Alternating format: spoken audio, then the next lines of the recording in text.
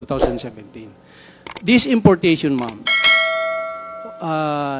the existence of a possible that came into the country was relayed to us by Chinese customs. I received the information 10 o'clock in the evening. By 2 a.m. following day, that's just 4 hours, nahanap na po namin kung naasen siya. So that's why I beg to disagree that nakalusot po sa amin. Hinanap ko po, ma'am, because I was given the information that there's possible shipment of na galing sa China. And the information was given to us. So I give instruction to the intelligence division. I give them the information and they look for it.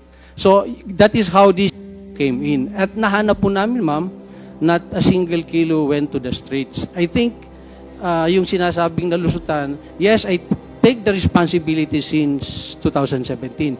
But if you read the Customs Modernization and Tariff Act, there's a clear delineation of the tasking of the commissioner and the customs collector.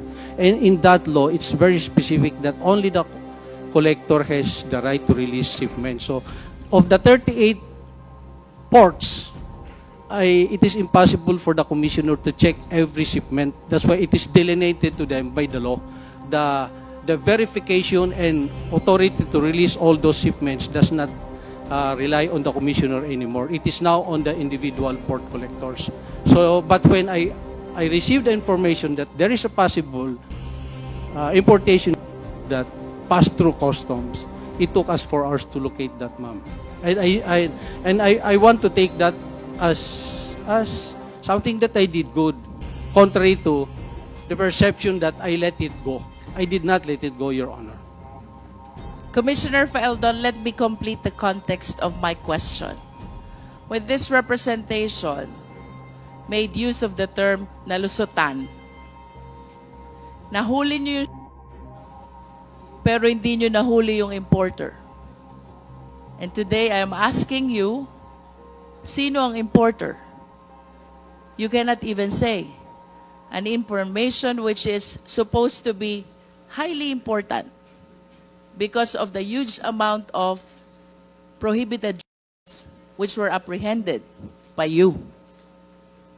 Hindi ho ba quite strange yan na hindi nyo matandaan or perhaps you did not bother to check sino po ang importer nito? For me, Commissioner Faeldon, it is not enough that you apprehended the shabu. You should have arrested the people responsible for the shipment of shabu as well.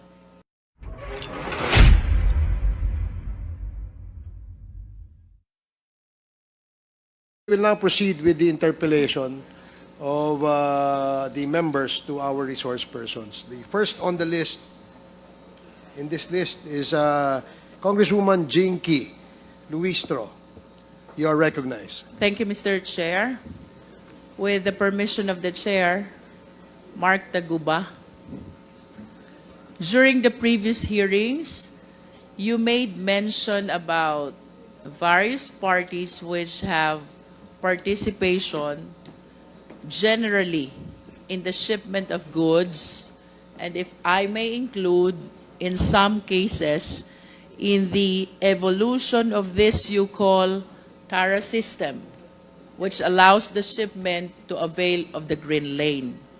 Some of the parties which you mentioned includes the shipper, the consignee, the custom broker, and even a command center. Do you confirm this? Yes, Your Honor.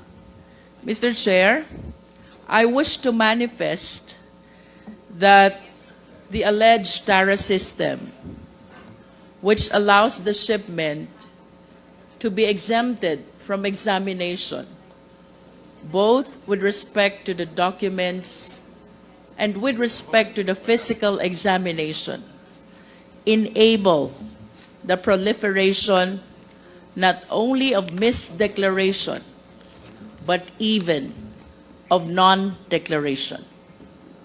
Mr. Chair, it is clear that with misdeclaration and non-declaration, the Philippine government is losing huge amount of revenue. And worse, Mr. Chair, during the interpellation, not only of Mr. Taguba, but even of Mr. Guban, the members ask, since when this Sara system and this green lane have been happening? I recall that they responded with, since time immemorial.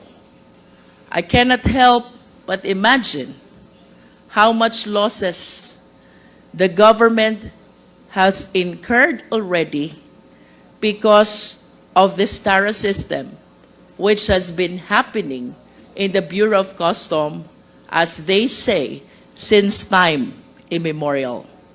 Mr. Chair, with that, this humble representation feels that the government's sovereign power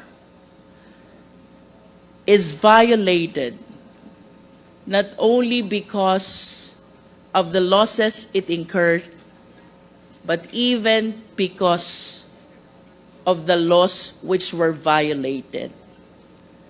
By analogy, Mr. Chair, this is synonymous to double jeopardy.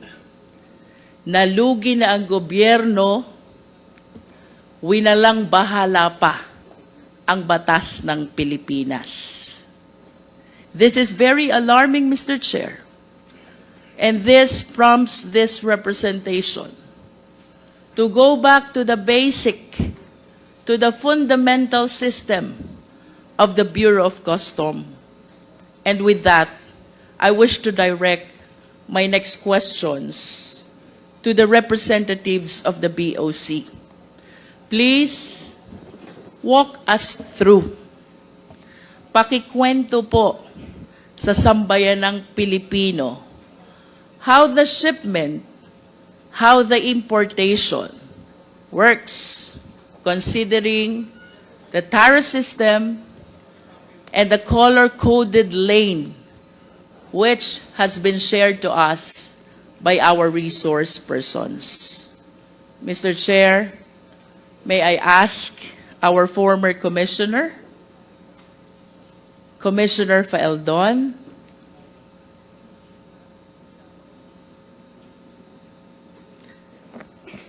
Commissioner Faeldon, can we start with the import clearance certificate? What is this document and what agency issues the same? Your Honor, I would like to go to the broader answer to the questions that I will concur with Taguba and that there is Tara since immemorial. I think, Mr. Chair, with all due respect to Commissioner Faeldon, but this representation wished to examine the system which is happening in the Bureau of Customs step by step as to how the shipment process goes without necessarily connecting the same to the cases where Mr. Guban and Mr. Taguba were made involved with. So, ang tanong po dito, Commissioner Faeldon, is the system that we practice in general sa Bureau of Customs. And considering that for a certain period of time, kayo po'y umupo bilang head of the agency, I wish to believe that you have the knowledge about the basic system, the fundamentals which are supposed to be followed or perhaps being followed in the Bureau of Customs. Let's start with the import clearance certificate. Ano po ito, Commissioner? At ano pong ahensya ang nag-i-issue nito? we have the Accreditation Management Office. It's popular known as the AMO. This is the office that accredits all importers. You cannot import anything if you have no accreditation, certification from that office. So during my time, we have 12,000 combined importers and brokers. And in 6 months, I delisted 4,000 of these because we have found out that they're lacking of the requirements. Some are found to be erring. So that's the first thing I did as far as trying to control these importers. So that is where the accreditation come from the accreditation management officer. They're the ones who vet those applicants for accreditation so that they can do their importation. Your Commissioner, can you please state again the name of the office which takes care of the import accreditation process? Accreditation Management Office. Sila po yung nagpo-proseso, nagve-vet ng accreditation ng gusto maging importer. Accredited importers and brokers. Will you confirm that if I have intention to import goods, the first step should be to apply an import accreditation? Yes, Your Honor. Without that accreditation, I cannot import goods into the country. Yes, Your Honor. Okay. You made mention about 12,000 accredited importers, which later on you deleted the 4,000 because they are remiss with respect to certain requirements. Question po, Commissioner, ano po ba yung requirements natin for purposes of importers accreditation? You have to specify in your application what specific goods you're going to import. You have to show certificate from the bank that you have deposited a specific amount that makes you capable of importing that goods. You have a verified office that can accommodate the transactions of your importation, business permits, and so the usual permits that the government issues when you establish a business, Your Honor. For me to be able to inform this office, Commissioner Faeldon, mayroon po ba kayong pinoprovide na form where I should fill in the goods I intend to import?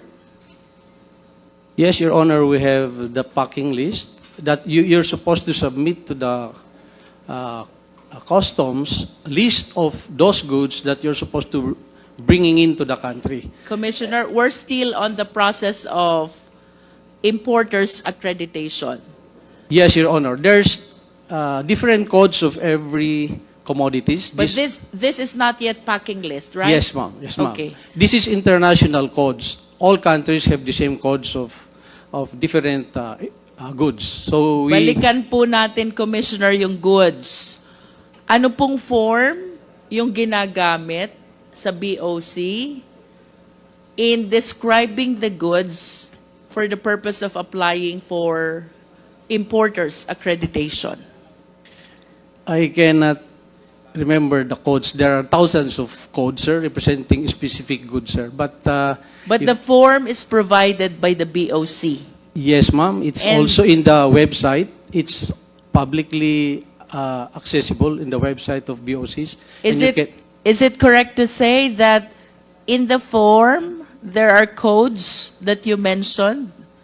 The Yes, ma'am. applicant is supposed to select which code corresponds to the goods You he intend to intended import. Yes, Your Honor. Thank you. With respect to bank documents, Commissioner Faeldon, what specific document do you require?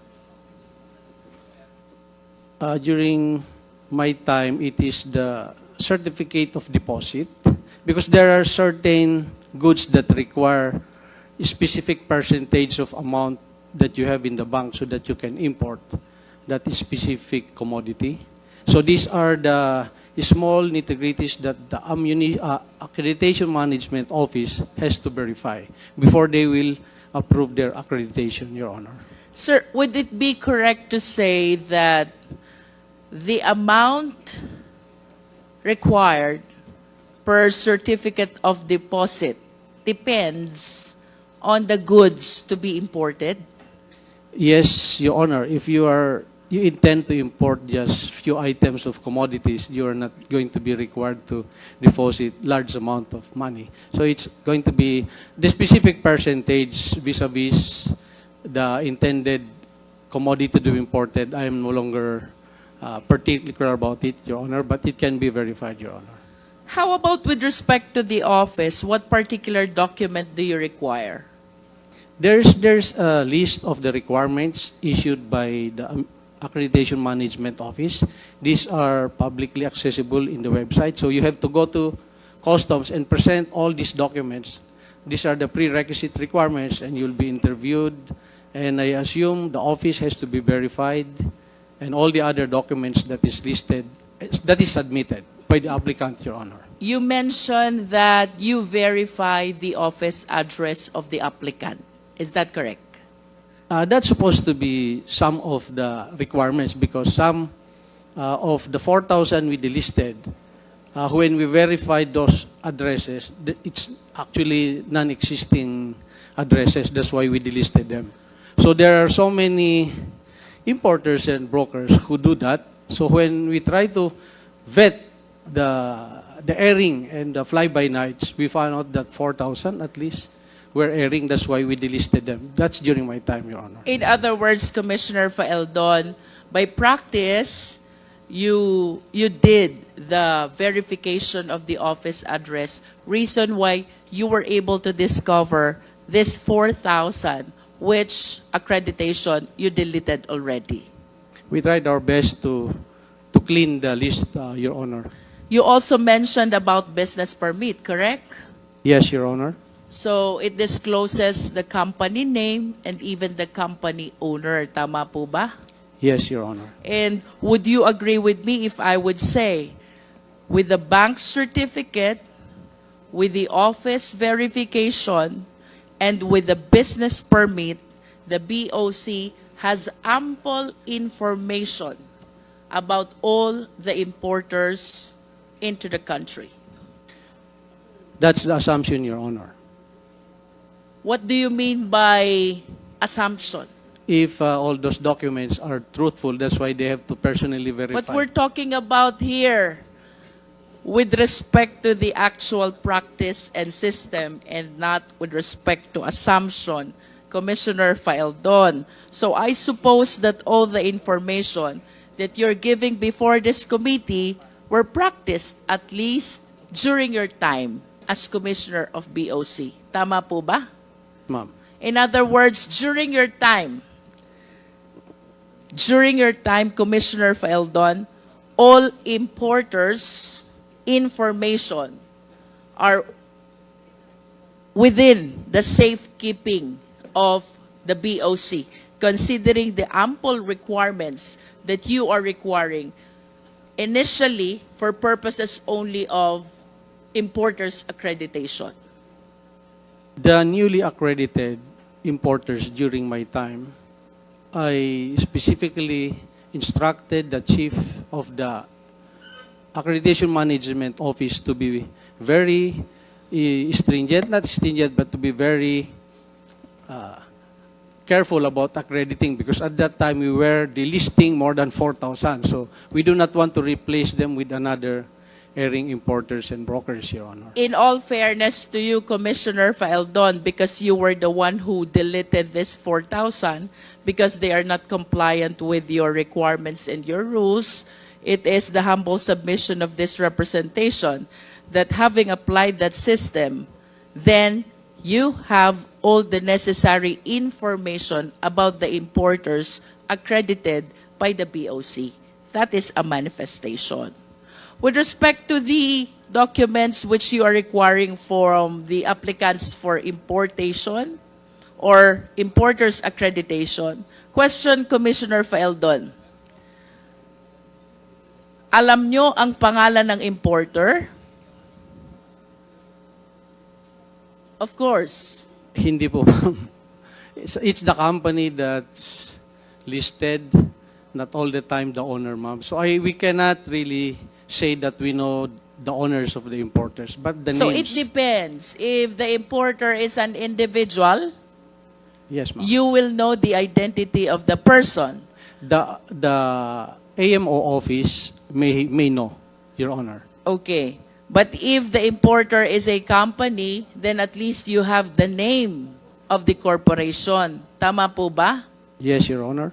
And for you to know the owners of this corporation, I wish to believe that you required also the articles of incorporation and the GIS of this corporation who applied for importers accreditation. Tama po ba yun? Yes, Your Honor, the usual business requirement. That's actually what we do kapag ka ang applicant ay corporation. Normally, even for purposes of business permit, ang kasunod po nating hinihingi is articles of incorporation along with the general information sheet. Do you agree with that, Commissioner Faeldon? Yes, Your Honor. O balikan ko po yung first question ko. You have the means to know kung sinong importer, whether he's an individual or a corporation, considering the documents that you are requiring during the importer's accreditation process. Verifying the documents in the office, I think the customs has the means to do Yes. that. Yes. But going actually to check on the offices, that is where the customs lack the capability to personally verify some 12,000 offices nationwide. But at least you were able to delete 4,000 out of the 12,000 accredited importers because you said earlier, because of verification process, you found out that this 4,000 are not compliant with the requirements. Some do not have the necessary office address. Tama po ba yun, Commissioner? Yes, ma'am. And some of those who were delisted were frequent violators of import laws. So I check in the database who are the importers and brokers who have violated some importation laws in the past, and I immediately included them on the list to be delisted in our accreditation, Your Honor. So that's another parameter why we delisted them, Your Honor. Either kulang ang requirements or nagkaroon ng previous violation. Yes, Your Honor. And of the 4,000, not one of them went to court and contest their delisting of their company in the No one accredited. attempted to question why they were I cannot deleted. I cannot remember even one of them who went to court and question their delisting from the accredited, Your Sir, Honor. balikan ko po yung documents na nire-require nyo during importers accreditation process. With those documents, you can determine also the address of the importer, correct? Yes, Your Honor. With those documents, you can determine also the contact details of the importer, correct? Yes, Your Honor. And with those documents also, you can determine also what type of business does the importer conduct. Yes, Your Honor. And you can also determine the affiliations of this importer. Outrightly, I suppose the AMO should be doing a due diligence, AMO office, in checking the affiliations of this, or this applicant has been previously delisted, a company under his name or her name has been previously delisted. Those are the assumptions that the AMO office has to do due diligence in checking those circumstances, Your Honor. And with those documents, sir, definitely we can determine also the nationality of the importer. Of course, because Yes. there should be In a conclusion, nationality sir, written under the SEC or DTI registration, Your Honor. In conclusion, Mr. Faeldon, if I am an importer, generally speaking, it is very difficult to hide basic and important information from the Bureau of Customs. Do you agree? Yes, Your Honor. Thank you. I wish to direct my next question still to the BOC. Commissioner Faeldon, are you aware of this shipment number MCLU 61881? I'd like to request Your Honor to please refresh my memory. I cannot remember that, ma'am. MCLU 61881 pertains to the 6.4 billion smuggling of shabu, equivalent to 604 kilos of shabu, in which case Mark Taguba was convicted for smuggling of shabu by the regional trial court. That is MCLU 61881. Kanina po, Commissioner, you said, you admitted with the documents which are being required during importer's accreditation, walang kayang itagong information ang importer sa inyo. Now, the question is, sino po ang importer nitong 6.4 billion na shabu? Hindi ko na po matandaan, ma'am, kung sino po yung importer niyan. That importation has been a subject of a long court litigation. I understand, Commissioner, but this is an incident which really shook the BOC, especially during your term. Tama po ba yun?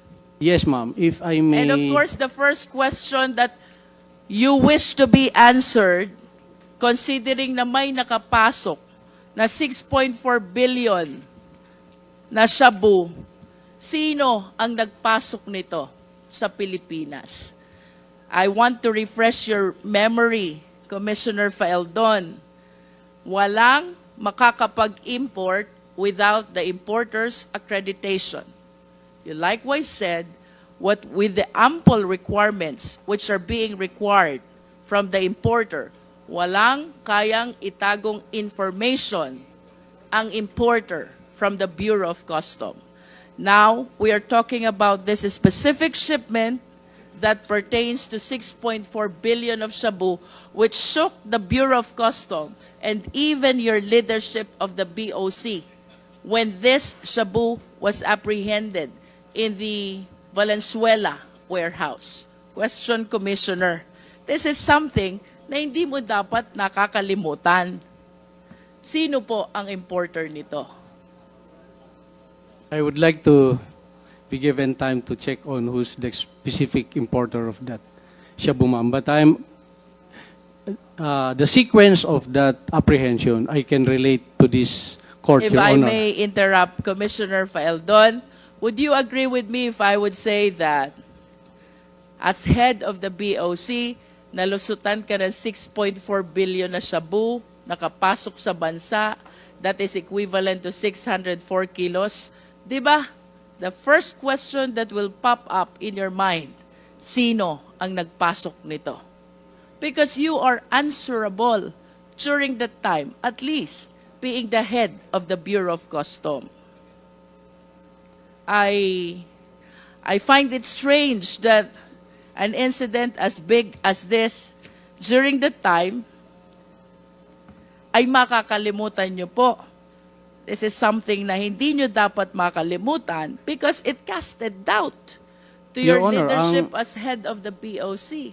Ang alam kong nag-import, sila Taguba. But I want to be corrected if hindi po sila ang nag-import niyan. Nagparating sa bansa. Yung importer mismo, in the packing list, because this is, ma'am, if I be given just 1 minute to explain this, so that you are correct, ma'am, the nation has to know the truth about this. You may agree or disagree with me, ma'am, but please give me a chance to. Because this has been tackled by the nation in 2017. This importation, ma'am, the existence of a possible shabu that came into the country was relayed to us by Chinese customs. I received the information 10 o'clock in the evening. By 2 a.m. following day, that's just 4 hours, nahanap na po namin kung naasen siya. So that's why I beg to disagree that nakalusot po sa amin. Hinanap ko po, ma'am, because I was given the information that there's a shabu, possible shipment of shabu, na galing sa China. And the information was given to us. So I give instruction to the intelligence division. I give them the information and they look for it. So that is how this shabu came in. At nahanap po namin, ma'am, not a single kilo went to the streets. I think yung sinasabing nalusutan, yes, I take the responsibility since 2017.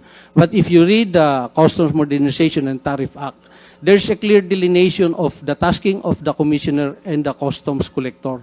And in that law, it's very specific that only the collector has the right to release shipments. So of the 38 ports, it is impossible for the commissioner to check every shipment. That's why it is delineated to them by the law. The verification and authority to release all those shipments does not rely on the commissioner anymore. It is now on the individual port collectors. So, but when I received the information that there is a possible importation of shabu that passed through customs, it took us 4 hours to locate that, ma'am. And I want to take that as something that I did good, contrary to the perception that I let it go. I did not let it go, Your Honor. Commissioner Faeldon, let me complete the context of my question. When this representation made use of the term nalusutan, nahuli niyo yung shabu, pero hindi niyo nahuli yung importer. And today, I am asking you, sino ang importer? You cannot even say. An information which is supposed to be highly important because of the huge amount of prohibited drugs which were apprehended by you. Hindi ho ba quite strange yan na hindi nyo matandaan or perhaps you did not bother to check sino po ang importer nito? For me, Commissioner Faeldon, it is not enough that you apprehended the shabu. You should have arrested the people responsible for the shipment of shabu as well. Kung parehas nyo pong nahuli, yung shabu at yung tao, you might be correct. Hindi po kayo nalusutan. Pero nahuli nyo yung shabu, hindi nyo nahuli yung tao, I hope, with all due respect, you will understand why I use the terminology nalusutan ang BOC. Yes, Your Honor. So let me go back to my question, Commissioner Faeldon. Would you like to... Mr. Chair, in the indulgence of Congressman Luistro, hindi yata sinagot ni Commissioner Faeldon kung sino yung importer. Please tell us kung sino yung importer. I will tell you immediately after I get the name, Your Honor. I do not want to be saying person here na hindi pala siya. I want to make sure that siya po yun, sir. I am asking someone to... Then you do not have it even know verified right to me. now? You're not even sure right now? Ba, pambihira naman buhay ito. You should be sure right now. Kung nakahuli kayo ng ganyan, hindi nyo alam kung sino yung importer? Sir, gusto ko lang sana ma-verify talaga, sir. Kasi Well, you I better cannot tell us remember later the on who. specific name anymore, sir. So, Because look, you'll be accountable to this. Nakahuli kayo ng shabu, inamin mo. Pero hindi mo alam kung sino yung importer. sir, within the day, within this hearing, I will name kung sino po yun, ma'am. I just want to make sure that Thank you, Mr. I will Chair. get Thank the you, correct name, Your Congresswoman Honors. Luistro. Yes. Mr. Chair, Yeah, please if I may proceed. continue. Sir, medyo naputol po tayo dun sa importers accreditation. Let me continue that line, Commissioner Faeldon. Kung meron na pong importers accreditation, then the importer can actually start facilitating the process. Tama po ba? Yes, Your Honor. And what importation documents need to be submitted this time to the Bureau of Customs? There's a packing list that's supposed to enumerate the items and the quantities of these commodities to be imported from other countries. Aside from the packing list, sir, ano pong documents pa ang dapat isubmit sa BOC?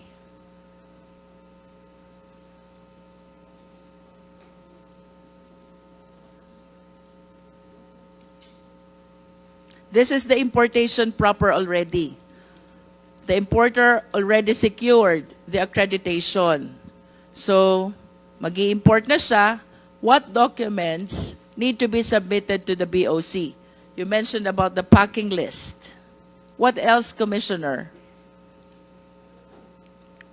The specific term, ma'am, I cannot mention it, but these are the invoices of these commodities from the corporation or from the manufacturer. You get these commodities. This is to attest that the amount you specify there is correct. Dito po yung invoice from the manufacturers where these commodities will be coming from, Your Honor. The packing list contains the description and the quantity of the goods, correct? While the commercial invoice contains the value. The of value, goods. ma'am, because this is where the tariff will be computed once these commodities arrive in the country, And Your when Honor. you say tariff, it means importation tax. Yes, Your Honor. Does it include bill of lading, Commissioner? Yes, Your Honor. Ano po bang nilalaman naman itong bill of lading in the interest of the Filipino people? Until you physically open the commodities in their packaging, it is very hard to assume that these are exactly the same as it is stated in those documents, Your Honor. Yes, but with respect to the document bill of lading itself, what do we see from the bill of lading? The shipment where these commodities will be coming in. Can you please cite the information we see from the bill of lading? Yung mga anong barko siya nakasakay, what are the containers, so that this can be tracked. Containers reference number? Yes, sir. Meron tayo. Ma'am, meron niyang, these are international numbers that can be tracked by all customs agencies in the world. Kaya po meron number itong mga containers na to. Pag sinabi niyo po bang tracking number, ito po bang binanggit ko kanina about the 6.4 billion shabu, MCLU 600, 1881, ito po ba yung international tracking number?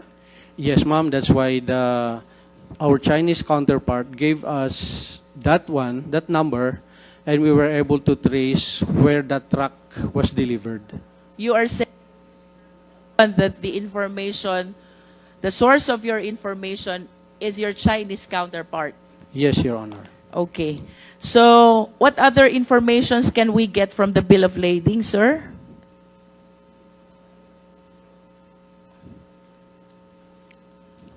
We have the international tracking number.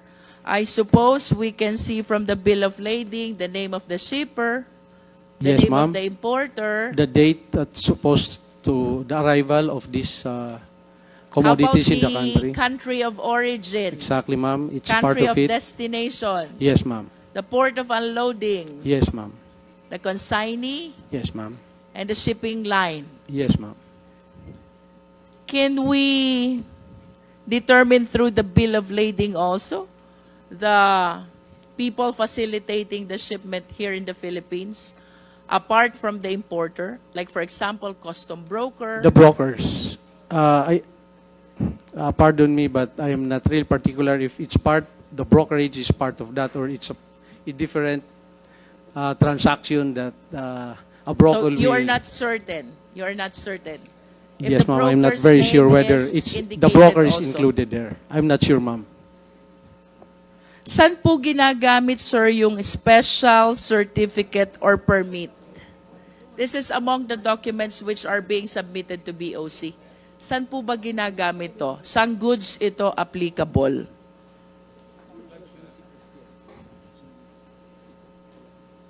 Or what kind of importation requires special certificates or permit?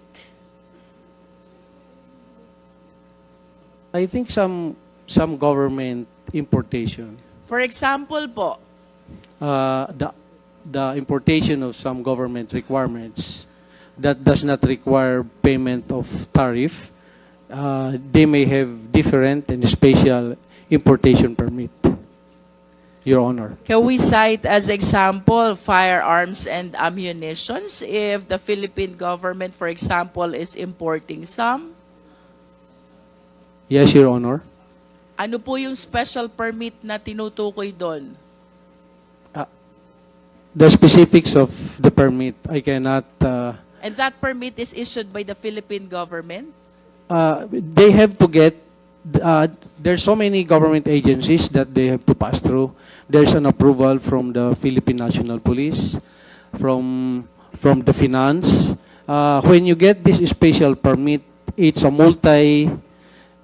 government agencies that approves that permit, and Customs Commissioner is not part of those who will approve it. It's secretary levels and multi-government agencies, Your Honor. Halimbawa po, mag-import ako ng luxury vehicles. May special permit po bang kailangan doon?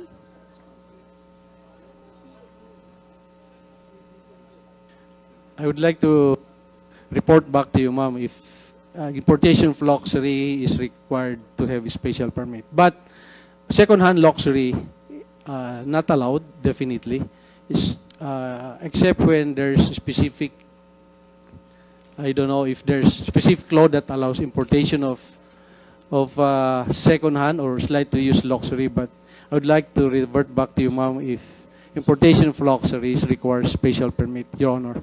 How about if I will be importing high-end branded garments or bags? Special permit required din po ba? I think the brand owner has to have a certificate that this specific, let's say, Hermes, are we talking about? Yes. They have to certify that these are genuine. So the certification being referred to here is issued by the company of the high-end brand. Yes, ma'am, because if this brand came into the country without those certification, they are subject to apprehension, Your Honor. I have this information that among the importation documents also is the classification of goods. Do you confirm this? Yes, Your Honor. And among the classification of goods, kasama po dyan yung general merchandise. Yes, ma'am. Diyan yung general merchandise po, yun yung medyo magulo kasi there's so many commodities that's classified general merchandise.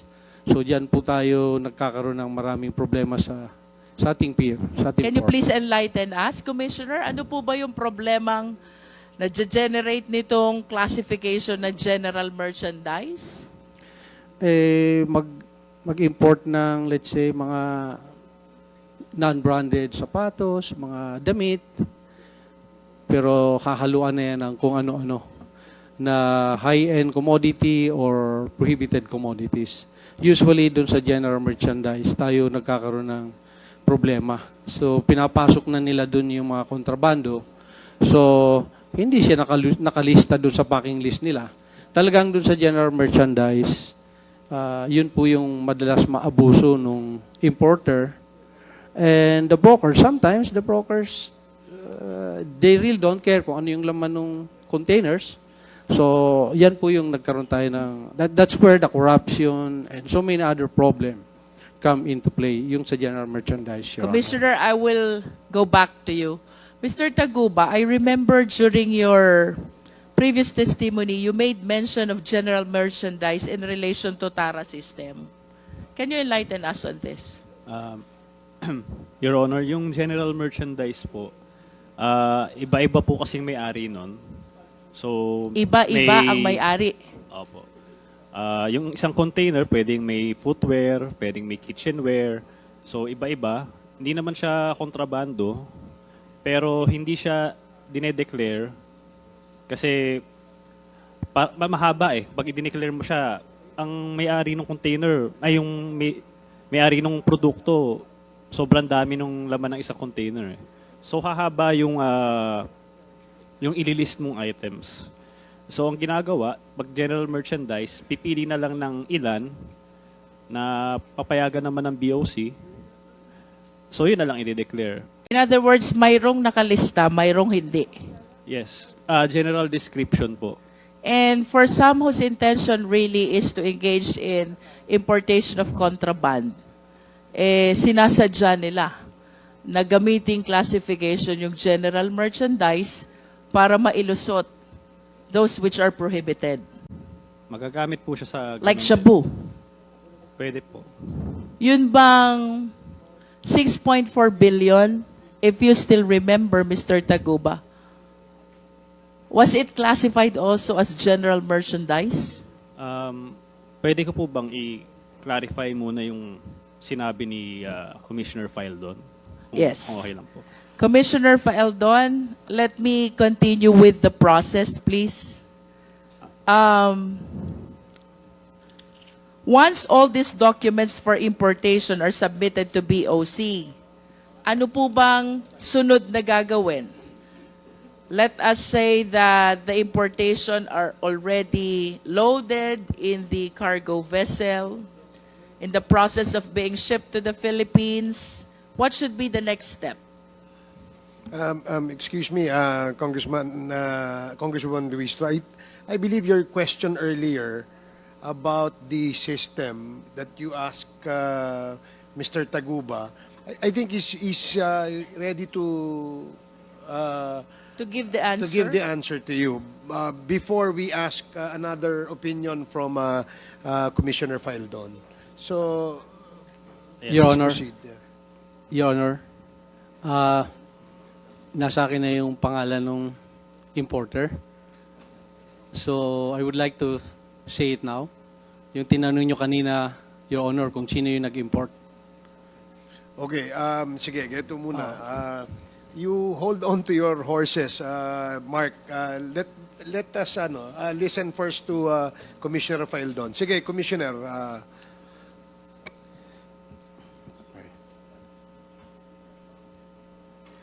Yung importer po, ma'am, is a company na EMT Trading. EMT Trading. Yes, ma'am. And yung registered owner ay si Irene May Tatad. Nakakulong po yata ito ngayon, Your Honor. I would like Mr. Taguba to correct me if I'm wrong because I think siya yung I think he knows it. Okay, so sige. kung mali yung aking sinabi, I would... So, ang consignee dun sa importation na yon ay EMT Trading. Tama, Commissioner? Yes, Your Honor. Okay. The registered owner is Irene May Tatad. I'm sure Mr. Taguba may clarify this if this is wrong or not. Oh, sige. Your Honors, thank Okay. you. So,